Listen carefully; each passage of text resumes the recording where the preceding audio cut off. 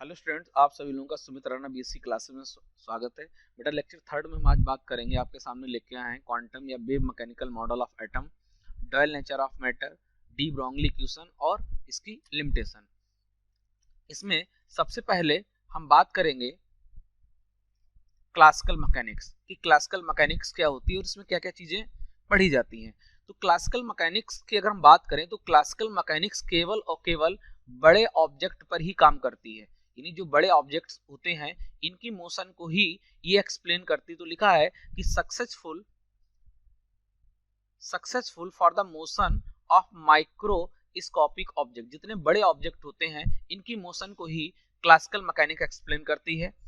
Fails when applied to the microscopic object, जब बात आती है माइक्रोस्कोपिक पार्टिकल की, सूक्ष्म पार्टिकल की, तब ये क्लासिकल मैकेनिक्स क्या हो जाती है, फेल हो जाती है, यानी सूक्ष्म पार्टिकल को एक्सप्लेन नहीं करती, उनकी मोशन को एक्सप्लेन नहीं करती। Ignore concept of the dual nature, और ये डुअल नेचर ऑफ मैटर, ये मटेरियल के डुअल नेचर को भी इग्नोर करती है, अर्थात उसको एक्सप्लेन नहीं करती है। क्लियर। इसके बाद अगला है आपका क्वांटम मैकेनिक्स। अगर बात करें क्वांटम मैकेनिक्स की तो क्वांटम मैकेनिक्स केवल और केवल आपकी लिखा है the branch of science in which we deals the dual nature of the matter is called quantum mechanics. जो क्वांटम मैकेनिक्स होती है ये मटेरियल की, ये मैटर के डुअल नेचर को एक्सप्लेन करती है, ये डुअलिटी पर काम करती है कि जितने भी हमारे माइक्रोस्कोपिक या मैक्रोस्कोपिक, ध्यान रखना क्वांटम मैकेनिक्स दोनों टाइप के माइक्रोस्कोपिक ऑब्जेक्ट को भी एक्सप्लेन करती है और माइक्रोस्कोपिक पार्टिकल को भी एक्सप्लेन करती है, जबकि क्लासिकल केवल माइक्रो ऑब्जेक्ट, जो बड़े ऑब्जेक्ट है उनको ही एक्सप्लेन कर पाती है, जबकि क्वांटम मैकेनिक्स के अंतर्गत दोनों चीजों को हम पढ़ते हैं, यानी दोनों चीजों को एक्सप्लेन करती है। ये सूक्ष्म कणों को भी एक्सप्लेन कर देती है और जो बड़े ऑब्जेक्ट होते हैं उनको भी एक्सप्लेन करती है। क्लियर। यहां पर आगे है जो प्लैंक्स क्वांटम थ्योरी हमने लेक्चर सेकेंड में पढ़ी थी, Planck's quantum theory of radiation, उसको आइंस्टीन ने दोबारा एक्सप्लेन किया था 1905 में, और इन्होंने बताया था कि जो हमारी लाइट होती है, क्लियर, जो हमारे रेडिएशंस होते हैं इनमें डुअल नेचर होता है, अर्थात ये दो प्रकार के गुणधर्म रखते हैं। पहला पार्टिकल नेचर यानी कण का गुण, और दूसरा आपका वेव नेचर, तरंग का गुण। क्लियर। तो ये आपका आइंस्टीन ने डुअल नेचर ऑफ लाइट के बारे में 1905 में बताया था कि लाइट जो होती है वो डुअल नेचर रखती है। क्लियर। अब इसके आधार पर जब लाइट के अंदर दो प्रकार के नेचर आ गए, क्लियर, तो इसके आधार पर इंटरफेरेंस, डिफ्रैक्शन ऑफ लाइट, यानी इंटरफेरेंस जिसको व्यतिकरण कहते हैं, डिफ्रैक्शन ऑफ लाइट प्रकाश का विवर्तन कहते हैं, ये दोनों जो घटनाएं होती हैं ये वेव नेचर के आधार पर, यानी लाइट के अंदर जो वेव नेचर है उसके, यानी लाइट को वेव मानकर ये दोनों घटनाओं को एक्सप्लेन किया गया। इसके बाद जो black body of radiation, photo electric effect और कॉम्पटन इफेक्ट, ये जो घटनाएं होती हैं ये पार्टिकल नेचर मानकर एक्सप्लेन की जाती हैं। लाइट को पार्टिकल नेचर मानकर ये photo electric effect, black body radiation और कॉम्पटन इफेक्ट को एक्सप्लेन किया जाता है, और लाइट को वेव मानकर इंटरफेरेंस और डिफ्रैक्शन को एक्सप्लेन किया जाता है। ये आपका डुअल नेचर ऑफ लाइट कहलाती है। क्लियर। इसके बाद आपके सामने एक बहुत इंपॉर्टेंट मॉडल है जिसको कहा जाता है quantum mechanical model of atom या wave mechanical model of atom. इसके अंतर्गत क्या होता है, इसके अंतर्गत हम लोग डुअल नेचर को पढ़ते हैं, यानी कहने का अर्थ है कि जो क्वांटम मैकेनिक्स, जो क्योंकि ये मॉडर्न केमिस्ट्री का कॉन्सेप्ट है, मॉडर्न फिजिक्स का कॉन्सेप्ट है, क्योंकि जो नील्स बोर के मॉडल में जो कमियां रह गई थी, नील्स बोर का जो आखिरी मॉडल था, लास्ट मॉडल, उसके बाद फिर हम लोग मॉडर्न केमिस्ट्री में हम लोग जंप कर गए थे, तो जो नील्स बोर के मॉडल में जो कमियां रह गई थी उन कमियों को quantum mechanical model of atom या wave mechanical model of atom के आधार पर समझाया गया है। क्या ये मॉडल है? डुअल नेचर ऑफ मैटर और हाइजन अनसर्टेनिटी प्रिंसिपल पर बेस्ड एटम के नए मॉडल को, डुअल नेचर ऑफ मैटर जो लोग हम आगे पढ़ेंगे, और हाइजन अनसर्टेनिटी प्रिंसिपल पर बेस्ड एटम के नए मॉडल को क्वांटम या वेव मैकेनिकल ऑफ मॉडल कहते हैं। ध्यान रखना, डुअल नेचर ऑफ मैटर और हाइजन अनसर्टेनिटी पर जो भी बेस्ड मॉडल होंगे, पर बेस्ड एटम के नए मॉडल को हम लोग क्या कहते हैं, क्वांटम या वेव मैकेनिकल मॉडल। इसमें हम डुअलिटी की बात करते हैं, डुअल नेचर की बात करते हैं, अर्थात पार्टिकल नेचर और वेव नेचर की। क्लियर। इसमें सबसे पहले हमारा 60 क्वेश्चन पूछा जाता है एग्जाम में कि डुअल नेचर ऑफ मैटर या idea of de Broglie matter waves क्या होती हैं, क्योंकि बुक्स में मोस्टली यहीं से आपका लेसन स्टार्ट होता है। क्लियर। तो इस क्वेश्चन को किस तरीके से लिखा जाएगा, लिखा है कि Einstein has suggested that light can behave as wave as well as like particle. Einstein ने ये सजेस्ट किया था कि लाइट के अंदर वेव और पार्टिकल दोनों का नेचर होता है। क्लियर। ये आइंस्टीन ने आपका 1905 में बात बोली थी कि लाइट के अंदर वेव और पार्टिकल दोनों का नेचर होता है। तो डी ब्रॉय ने इसी कॉन्सेप्ट को मानकर कहा था। तो डी ब्रोगली प्रपोज्ड दैट, इन्होंने कहा, प्रतिपादित किया, जिसको हिंदी में कहते हैं प्रपोज किया, कि matter has A dual nature. जिस प्रकार लाइट के अंदर डुअलिटी है, डुअल नेचर है पार्टिकल और वेव का, ठीक उसी प्रकार जो हमारे पदार्थ होते हैं, जो हमारे मटेरियल्स होते हैं, उनके अंदर भी डुअल नेचर होता है, एज वेव और एज पार्टिकल। क्लियर। आगे लिखा है अकॉर्डिंग टू डी ब्रोगली के अनुसार स्मॉल पार्टिकल्स ऑफ मैटर, जो भाई मटेरियल को जब तोड़ेंगे तो छोटे छोटे पार्टिकल्स मिलेंगे, एटम्स, फिर एटम्स को तोड़ेंगे तो इलेक्ट्रॉन, प्रोटॉन, न्यूट्रॉन मिलेंगे, भाई छोटे छोटे पार्टिकल्स मिलेंगे। तो अकॉर्डिंग टू डी ब्रोगली के अकॉर्डिंग जो स्मॉल पार्टिकल्स होते हैं मटेरियल के, लाइक प्रोटॉन, जैसे प्रोटॉन, इलेक्ट्रॉन और एटम, आर इन मोशन, जब ये मोशन करते हैं, जब ये गति करते हैं, जब ये घूमते हैं, टहलते हैं, they show particles as well as wave, ये पार्टिकल का भी नेचर शो करते हैं और वेव का भी नेचर शो करते हैं। तो डी ब्रोगली ने मटेरियल के बारे में बताया कि जो मटेरियल के पार्टिकल्स हैं, जब ये तेजी से मोशन करते हैं, चलते हैं, तो क्या होता है, इनके अंदर डुअल नेचर का गुण होता है, अर्थात ये पार्टिकल और as well as wave nature भी शो करते हैं। They show particles as well as wave, ये 2 बार लाइन लिख गई है। क्लियर। आप लोग एक बार लिखेंगे। लिखा है करा this dual nature of matter is known as dual nature of matter. ये जो पार्टिकल के अंदर, सॉरी, जो मटेरियल के अंदर 2 टाइप का नेचर मिल रहा है, इसी को बोलते हैं dual nature of matter. Clear. इसको मैंने नीचे हिंदी में भी ट्रांसलेट किया, जो हिंदी मीडियम के स्टूडेंट्स हैं। लिखा है कि डी ब्रोगली के अकॉर्डिंग जिस प्रकार लाइट डुअल नेचर शो करती है, लाइट के अंदर 2 प्रकार का नेचर होता है, वेव और पार्टिकल का, ठीक उसी प्रकार मैटर भी डुअल नेचर शो करता है, पार्टिकल नेचर और वेव नेचर। क्लियर। ये बात डी ब्रॉय ने बोली कि जिस प्रकार लाइट के अंदर डुअलिटी होती, ठीक उसी प्रकार मटेरियल भी डुअल नेचर शो करते हैं। क्लियर। आगे लिखा है कि सभी मूविंग ऑब्जेक्ट्स, जितने भी ऑब्जेक्ट जो मूव कर रहे होते हैं, क्लियर, वेव नेचर कह रहा है कि सभी मूविंग ऑब्जेक्ट में वेव का नेचर होता है। जितने भी ऑब्जेक्ट जो बहुत तेजी से मूव कर रहे हैं, उनके अंदर वेव नेचर होता है, लेकिन इनकी वेवलेंथ इतनी कम होती है कि इनके अंदर वेव का नेचर ही नहीं पता चल पाता। अब ये इसको किस तरीके से समझेंगे, ड्यू टू हैवी मास। अब पता चला कि एक बड़ी सी फुटबॉल है, अब वो ग्राउंड में बहुत तेजी से टहल रही है, तो वो आपको दिख रही है ना, क्योंकि उसका साइज और मास क्या है, बहुत ज्यादा है, उसका मास और साइज बहुत बड़ा है, तो वो आपको दिख रही है। उसके अंदर वेव का नेचर आपको नहीं दिखाई देगा, क्योंकि मास बहुत ज्यादा है। कह रहा आपका मास बहुत ज्यादा है, मास ज्यादा होगा तो उसकी वेवलेंथ बहुत कम हो जाती है।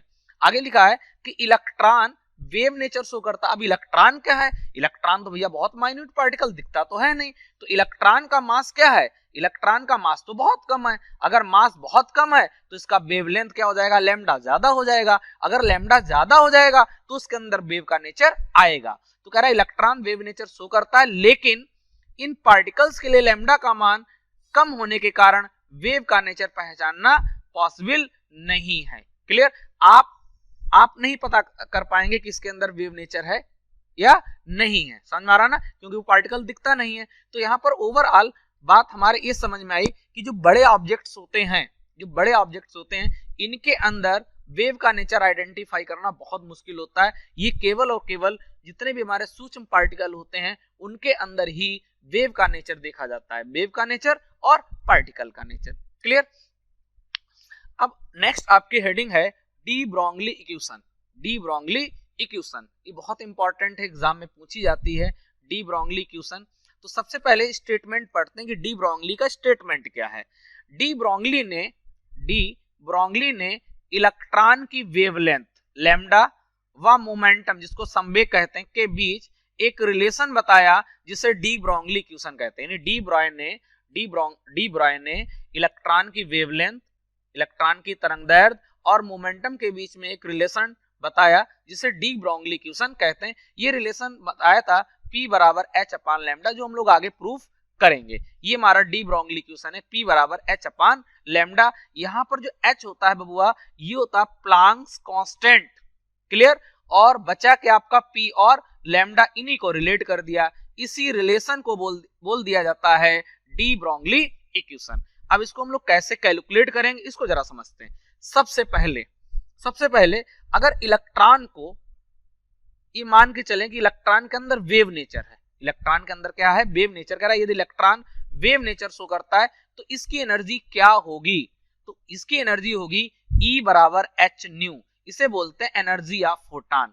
देखिए प्लांक्स क्वांटम थ्योरी में यही बात बोली गई थी कि जो लाइट है, जो रेडिएशन है, क्लियर, जो एनर्जी है वो क्या होती है, वो कंटिन्यूअस फॉर्म में ट्रेवल नहीं करती है, वो कंटिन्यूअस फॉर्म में ट्रेवल नहीं करती है, ये ऐसे नहीं चलती, बल्कि वो एनर्जी के पैकेट्स की फॉर्म में चलती है जिनको फोटॉन या क्वांटा कहते हैं। और उसकी एनर्जी कितनी बोली गई थी, E बराबर h न्यू। कहानी समझ में आ रही ना। तो यहाँ पर हम लोग अगर इलेक्ट्रॉन को वेव नेचर की तरह मान के चलें तो ऐसी कंडीशन में उसकी एनर्जी कितनी होगी, E बराबर h न्यू, जिसको हम लोग बोलते हैं एनर्जी ऑफ फोटॉन। क्लियर। इसके बाद यदि इलेक्ट्रॉन के अंदर अगर इलेक्ट्रॉन पार्टिकल नेचर शो करता है तो इसकी एनर्जी कितनी होगी, E बराबर mc स्क्वायर, जिसको आइंस्टीन मास एनर्जी इक्वेशन कहते हैं। आइंस्टीन ने कहा था कि यदि मास को एनर्जी में कन्वर्ट करें, आइंस्टीन की मास एनर्जी इक्वेशन क्या कहलाती है कि अगर मास को, द्रव्यमान को एनर्जी में कन्वर्ट करोगे तो ये एनर्जी बनेगी E बराबर mc स्क्वायर, और इसी को कहते हैं मास एनर्जी इक्वेशन। क्लियर। ये इक्वेशन आपकी सेकेंड हो गई और पहली वाली क्या थी, E बराबर h न्यू। इन दोनों में लेफ्ट हैंड साइड बराबर है, इसको छोड़ देंगे तो क्या हो जाएगा, h न्यू किसके बराबर हो जाएगा, mc स्क्वायर का। तो नीचे लिखा कि from equation first and second क्या हो जाएगा, E इक्वल है, लेफ्ट हैंड साइड बराबर है, तो h न्यू बराबर हो जाएगा mc स्क्वायर। यहाँ पर न्यू को हटाएंगे क्योंकि न्यू हमारी आवृत्ति है, फ्रीक्वेंसी है, तो न्यू बराबर c अपान लैम्डा, क्योंकि c क्या है आपकी प्रकाश की चाल है, तो यहाँ पर c अपान लैम्डा हो जाएगा और mc स्क्वायर, c से स्क्वायर कैंसिल आउट, तो h अपान लैम्डा क्या बचेगा आपका, h अपान लैम्डा बराबर mc। यहाँ पर जो c होता है बेटा, इसको बोलते हैं प्रकाश की चाल, स्पीड ऑफ लाइट या वेलोसिटी ऑफ लाइट। क्लियर। जिसकी वैल्यू आप सबको मालूम होती 3 × 10⁸ मीटर पर सेकेंड होती है। क्लियर। तो यहाँ पर क्या हो जाएगा, m × c आ गया। अब हम लोग क्या करेंगे, जरा बात को समझिए। आपने फिजिक्स में पढ़ा है P बराबर mb, क्या पढ़ा आपने, P बराबर mb। यहाँ पर जो b है वो वेलोसिटी है, इसको हम लोग क्या करेंगे, लाइट की स्पीड से रिप्लेस कर देंगे, यानी b की जगह c रख देंगे, तो p बराबर क्या आ जाएगा mc, इसको रख देंगे यहाँ पर, तो जो mc आपका है इसकी जगह हो जाएगा p, तो ये लैम्डा h अपान लैम्डा बराबर p या लैम्डा बराबर h अपान p। ये जो रिलेशन निकल के आया है, ये जो इक्वेशन निकल के आई है, इसी इक्वेशन को बोलते हैं डी ब्रोगली इक्वेशन, जो एग्जाम पर्पस से बहुत इंपॉर्टेंट है। ओके। साइड से मैंने लिखा है कि c स्पीड ऑफ लाइट है, प्रकाश की चाल, m जो है वो पार्टिकल के मास हैं, मास ऑफ पार्टिकल, न्यू आपकी फ्रीक्वेंसी, आवृत्ति, और E आपकी क्या है बेटा, एनर्जी है। यहां तक क्लियर हो गया। तो ये जो h अपान p निकल के आया, लैम्डा बराबर h upon p, this equation is called de Broglie equation. ये जो समीकरण है ये डी ब्रोगली की समीकरण कहलाती है। It's applicable to all material particle in motion. ये समीकरण केवल और केवल आपके मटेरियल पार्टिकल्स पर ही एप्लीकेबल होती है अगर वो मोशन में है। अगर मटेरियल पार्टिकल्स आपके मोशन में है, गति कर रहे हैं, तो ये इक्वेशन वहां पर क्या होगी, वैलिड होगी, मान्य होगी। क्लियर। अब हम लोग क्या कर रहे हैं, यहाँ पर h क्या है आपका, प्लैंक्स कांस्टेंट है, ये तो आपका कांस्टेंट है, तो इसको छोड़ देंगे तो लैम्डा का p के साथ रिलेशन क्या बन जाएगा, lambda inversely proportional 1/p। Inversely proportional का हिंदी अर्थ होता है व्युत्क्रमानुपाती होगा, या p व्युत्क्रमानुपाती 1/लैम्डा। यहाँ पर जो लैम्डा है इसको बोलते हैं डी ब्रॉय वेवलेंथ, यानी डी ब्रोगली की तरंगदैर्ध्य वेवलेंथ। समझ में आ रहा ना। नीचे लिखा है इस प्रकार मोमेंटम ऑफ मूविंग पार्टिकल्स, जो आपके गतिशील कण है, मूविंग पार्टिकल्स हैं, is inversely proportional to its wavelength. तो जितने भी आपके मूविंग पार्टिकल्स हैं मटेरियल के, उनकी जो वेवलेंथ है, उनकी जो तरंगदैर्ध्य है, वो किसके व्युत्क्रमानुपाती होगी, p के व्युत्क्रमानुपाती होगी। समझ में आ रहा ना। तो अगर एग्जाम में अगर ये आ जाए कि प्रूफ करिए, सिद्ध करिए कि जो मूविंग पार्टिकल की जो वेवलेंथ होती है वो आपकी momentum of moving particle is inversely proportional to its wavelength. हाँ, बात एक ही है कि जो वेवलेंथ है वो आपके मोमेंटम के इनवर्सली प्रोपोर्शनल है या मोमेंटम वेवलेंथ के इनवर्सली प्रोपोर्शनल। अगर ऐसा प्रूफ करने को आ जाए तो समझ जाइए कि वहां पर एग्जाम में आपको ये डी ब्रोगली की इक्वेशन ही आपको प्रूफ करनी है। क्लियर, यहां तक क्लियर हो गया आपका। चलिए अब हम इस थोड़ा सा और एडवांस चीजें इसमें पढ़ेंगे। एडवांस का अर्थ है थोड़ा सा इसका और मैकेनिज्म जानने का प्रयास करेंगे। क्लियर। देखिए क्या मैकेनिज्म है, मैकेनिज्म ये है कि यहाँ पर लैम्डा व्युत्क्रमानुपाती 1/p। क्लियर। यहाँ पर जो p होता है ये मोमेंटम कहलाता है, और आप सबको मालूम है कि p बराबर mv। जैसे यहाँ पर पिछले लेक्चर में यहाँ पर आए, ये देखिए आपका ये निकल के आया। यहाँ पर अगर p को अगर हम mv से p जगह हम क्या रख दें, mv रख दें, तो यहाँ पर लैम्डा बराबर क्या आ जाएगा, h/mv आ जाएगा, कुछ ऐसा मान के चलिए। अब यहाँ पर जरा देखिए कि अगर किसी ऑब्जेक्ट का मास, मैं नेक्स्ट इसको लिखूंगा, नेक्स्ट देखिए यहाँ पे आ जाइए। देखिए यहाँ पे p बराबर mv अगर रख दें तो कुछ ऐसा बन जाएगा। अब इसको जरा समझने का प्रयास करिए। अगर कोई ऐसा ऑब्जेक्ट है जिसका मास बहुत ज्यादा है, तो उसका लैम्डा क्या हो जाएगा, कम हो जाएगा, लैम्डा कम हो जाएगा। तो मास ज्यादा होने का अर्थ क्या है, वो हैवी ऑब्जेक्ट बन जाएगा। उसके अंदर आपको वेव नेचर दिखाई नहीं देगा, केवल वो as a particle nature show करेगा। अगर उसका मास क्या है आपका, मास कम है तो लैम्डा ज्यादा हो जाएगा। ऐसी कंडीशन में वो आपका वेव नेचर शो करेगा। ओके, आते हैं यहाँ पे लिखा है इंपॉर्टेंस या limitation of de Broglie equation. जो डी ब्रोगली है इसकी क्या लिमिटेशंस हैं, क्या इसका महत्व, इसको जरा समझते हैं। ये जो डी ब्रॉय का इक्वेशन है, it has no significance for the microscopic bodies. अगर बहुत हैवी बॉडीज हैं, बहुत बड़ा ऑब्जेक्ट है, और उस बड़े ऑब्जेक्ट से ट्रक है, कार है, बड़ा सा पत्थर है, फुटबॉल है, अगर इनके अंदर अगर आप वेव का नेचर या डुअलिटी का नेचर, हालांकि उसके अंदर भी वेव नेचर होगा लेकिन वो दिखता नहीं है क्योंकि हैवी बहुत बड़ा ऑब्जेक्ट है, इस वजह से हम उसको नकार देते हैं। तो लिखा है कि it has no significance for the microscopic bodies. जो बड़े ऑब्जेक्ट हैं, हैवी ऑब्जेक्ट हैं, उनके लिए इसका कोई सिग्निफिकेंस नहीं, इसका कोई महत्व नहीं। सिग्निफिकेंस का अर्थ होता है महत्व।